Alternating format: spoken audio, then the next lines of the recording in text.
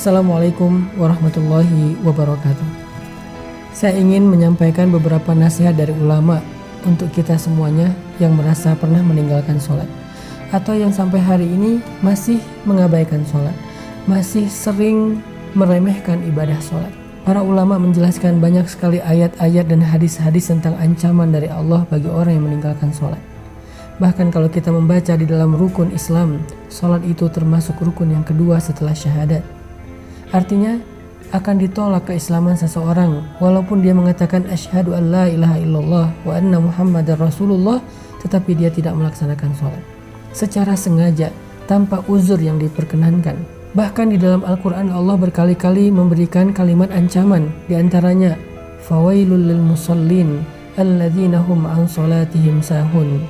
Celaka orang yang sholat, yaitu orang yang lalai dalam sholatnya. Apa maksud lalai dari sholatnya? Dia udah sholat tetapi sholatnya asal-asalan. Orang yang sholatnya tidak khusyuk. Orang yang sholatnya kadang dia lakukan, kadang dia tinggalkan. Orang yang sholatnya buru-buru tidak memenuhi rukun. Orang yang sholatnya yang gak benar wudunya atau bersucinya. Bagaimana dengan orang yang tidak sholat?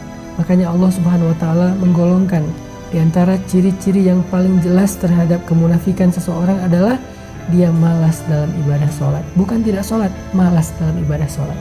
Allah berfirman di dalam surat An-Nisa, wa idza qamu ilas shalah qamu kusala. Kalau mereka berdiri untuk sholat, mereka berdiri dalam keadaan kusala, bermalas-malasan. Mungkin kita sholat, tetapi apakah sholat kita termasuk bermalas-malasan? Bagaimana dengan tarawih kita? Apakah termasuk bermalas-malasan? Kita mencari tarawih yang paling cepat, yang hanya dalam hitungan 15 menit selesai 20 rakaat atau 11 rakaat? Jangan-jangan kita termasuk orang yang sahun walaupun sholat, lalai walaupun sholat. Jangan-jangan kita termasuk orang yang kusala, orang yang bermalas-malasan walaupun kita lakukan ibadah itu.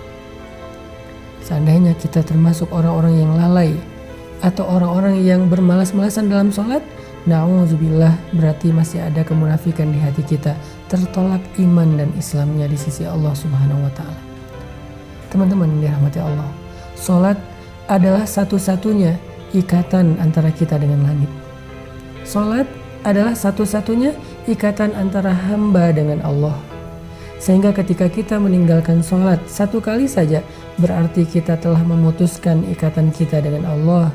Lalu bagaimana kita akan mendapatkan pertolongan Allah ketika kita butuh, sementara kita nggak punya ikatan apa-apa dengan Allah? Ketika kita tidak punya ikatan apa-apa dengan seseorang, bagaimana kita akan berharap orang itu menolong kita? Seorang perempuan yang tidak punya ikatan apa-apa dengan mantan suaminya, bagaimana dia akan meminta nafkah kepada mantan suami itu? Begitu juga kita dengan Allah. Kalau ikatan kita dengan Allah sudah kita putuskan, bagaimana kita meminta rezeki dari Allah? Bagaimana kita meminta perlindungan dari Allah? Bagaimana kita meminta Allah memperhatikan dan mengurus kita, padahal kita sendiri yang memutuskan ikatan dengan Allah? Satu-satunya, kata ulama, ikatan antara hamba dengan Rabbnya adalah as-sholah.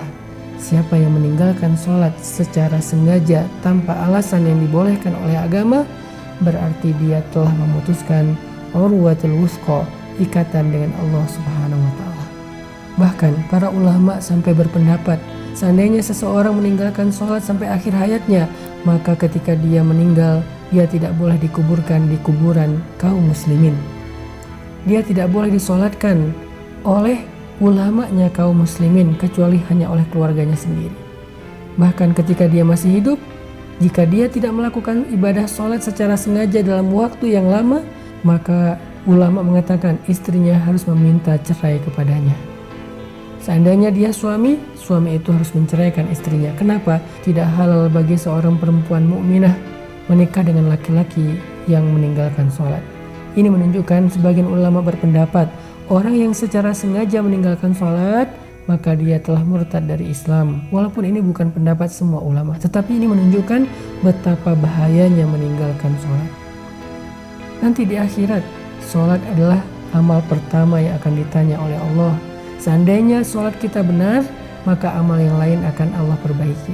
Tetapi seandainya sholat seseorang itu rusak, maka semua amal yang lain akan ikut rusak bersama dengannya. Sholat sesuatu yang gak bisa kita abaikan apapun alasan kita.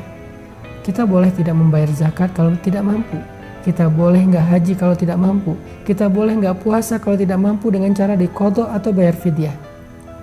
Tapi kita tidak bisa meninggalkan sholat. Karena jika kita tidak bisa melakukan tepat waktu karena lagi musafir, kita bisa menjamak. Tidak bisa melakukannya di masjid karena ada uzur-uzur tertentu, hujan, badai dan seterusnya, melakukannya di rumah. Tidak bisa melakukan secara berdiri, bisa duduk atau berbaring. Tidak ada alasan meninggalkan sholat saking pentingnya ibadah ini. Allah gak mau kita memutuskan Allah. Orang yang meninggalkan sholat berarti dia telah memutuskan hubungannya dengan Allah. Apa rasanya diputuskan? Tanpa alasan. Kita udah baik kepada seseorang, kita perhatian kepada orang itu, kita berkorban kepada orang itu, kita memberikan semua hak orang itu. Tapi tiba-tiba dia ngajak kita putus tanpa alasan. Gimana perasaan kita? Begitulah perasaan Allah ketika hambanya memutuskan hubungan dengan Allah dengan cara meninggalkan ibadah sholat. Padahal Allah selalu memberikan kebaikan dalam kehidupannya. Jangan putuskan Allah dengan meninggalkan sholat.